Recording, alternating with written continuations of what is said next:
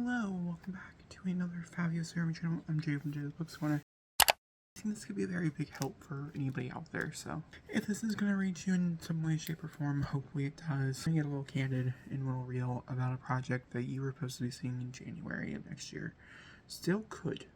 Still could be. Just to realize some things, and I want to talk about why it's really, really important to read other stories that are very similar to the story that you are writing, even though that's very intimidating. Like, to understand that there's something wrong. You know, writing is a twofold type of method.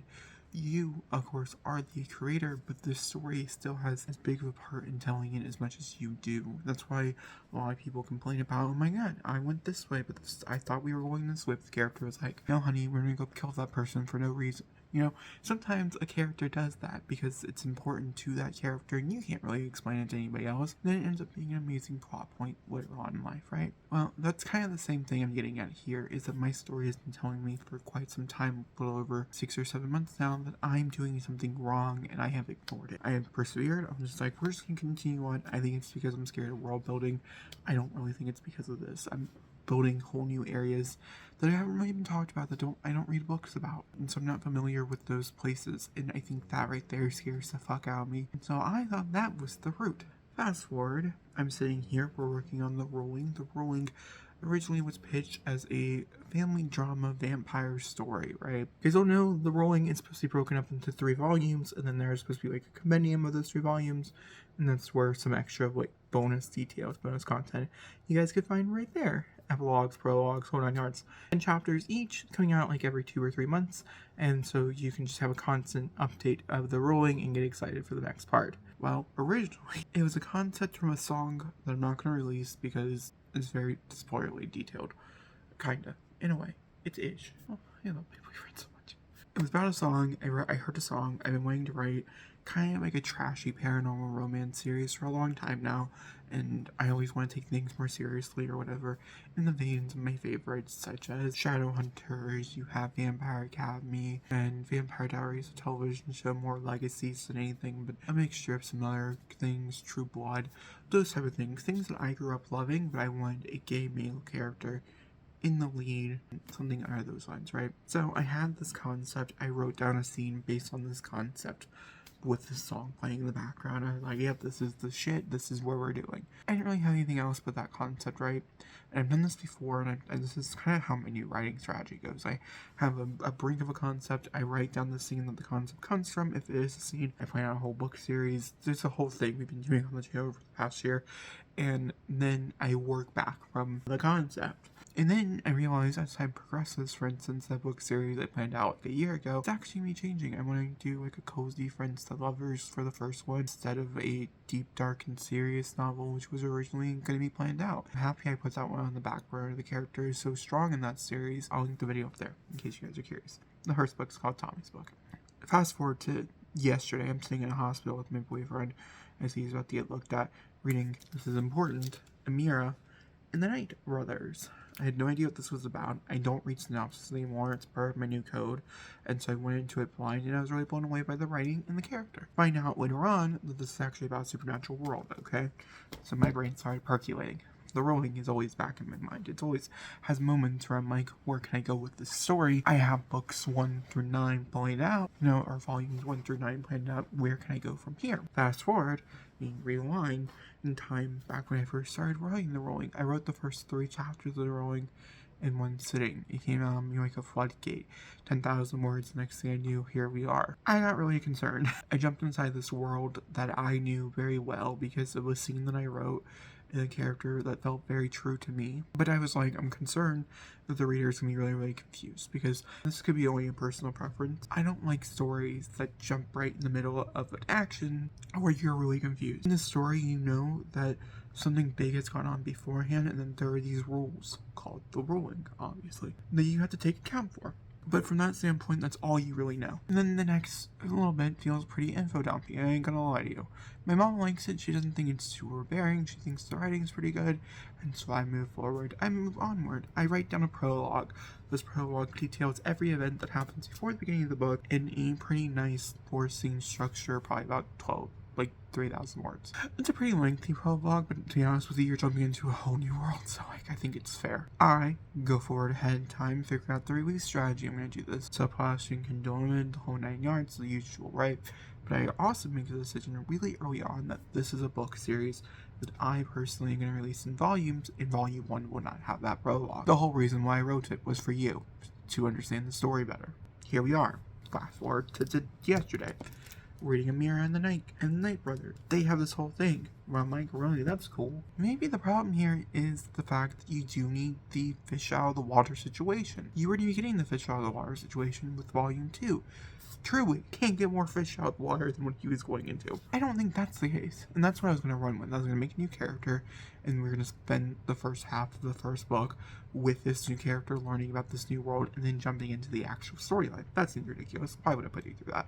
That seems a little extra for me. I come up with a new concept, I realize this concept, and I realize it has to do with that prologue. That prologue needs to be a book. And I realized this while sitting in bed, very not feeling good, and I'm like, oh shit, this is the way it goes. So I had to rewrite book 1. I actually wrote the 3rd volume in the first book. Volume 4, which has always been a problem child. What I'm working on currently has always been a problem child, which is currently volume 2. I could never figure out why. This is the reason why. It is the first volume of a book 2. It's not the second volume in a book 1. It feels too different. You're jumping worlds, essentially. It feels weird. The whole point of this conversation, the whole reason why I'm being transparent with you, and the whole reason why I think this is a very important conversation to have, is because you need to look at other materials. I would never have figured this out if it wasn't for this book. Now, motherfucker. Now you could say that there could be a different book that I read one day, and that could have given me the same exact idea, but the whole point here is that without knowing that this has to do with secret affairs of supernatural creatures, it actually ended up opening up a whole wide spread of a mind here. There's a few counterpoints that I think you could make here. There is no love interest. There is no love story in the first book. We don't introduce it till book 2. So what? I don't care. I don't care. I think the main love interest will be in book 1. I will figure out a plot line for him, but ultimately, it's not going to be that important until book 2, and that's okay. I gotta go back to the drawing board, figure out the whole first volume, the whole first trilogy, as they're adding in 2 extra storylines, and I guess it's just going to figure out timeline stuff. Can we accelerate some stuff because of the events? And also, I wrote a good ending to a book 1. It was a good ending. And I knew it was a good ending. I was like, oh, this is good. This is a good ending. And it just happens to be for a bigger picture. Moral of the story is trust your gut. Your gut's always right. The story tells you something's wrong. There's something wrong there.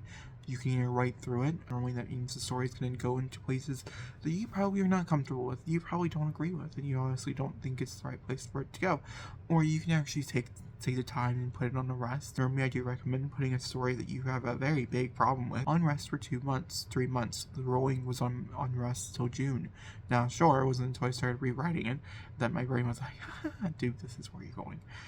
But ultimately I think the rest did help it. It was more frequent in my mind because my brain kept being like, ooh, what's the rolling doing? Now currently my brain is suffocated by this other story. The only good part here is that I'm not deleting any words. I'm not getting rid of any of the progress I made because we're just fitting 2 extra parts in with this one. So that's good. Don't tell me it's good in the comments, please, to make this not feel so shitty. And I think that's also another thing, like, yes, it feels nice. I had the breakthrough. I've been waiting for this breakthrough for what it feels like forever, so logically speaking, I should be off the fucking wall. I'm not. I'm sad. I spent a long time working on the first volume of The Rolling. It's 40,000 words long, but it took me months to write because it was a challenge. I'm writing in third person. I'm writing from a different narrative point of view than I've ever written before.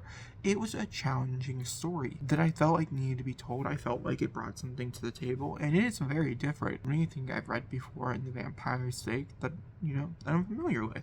There's something new here. New enough to declare it interesting, right? I also feel like the first volume is going to be a lot more accessible.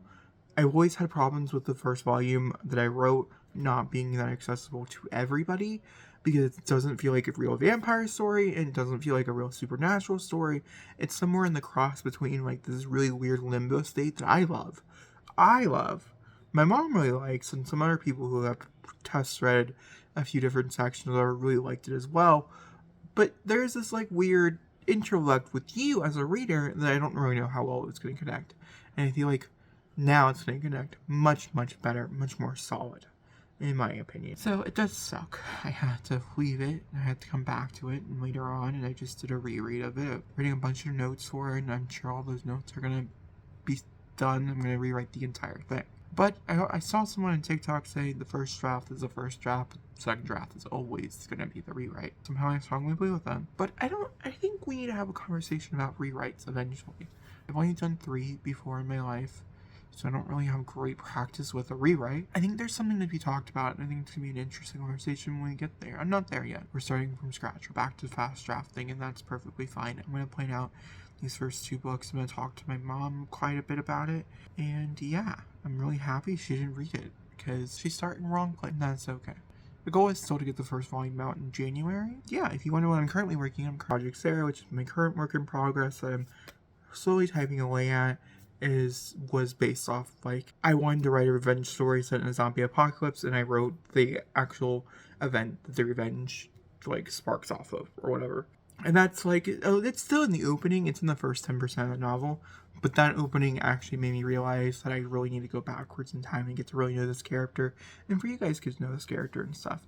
And I think this is a very similar way for that. I feel like I'm someone who really enjoys reading about stories where you truly get to know a character from front to back. I'm filming a writing vlog for it, as I'm really enjoying being inside a zombie apocalypse world instead of a vampire. There are no zombies in this world. Okay, I'm gonna go ahead and hop off here because I've been talking too long.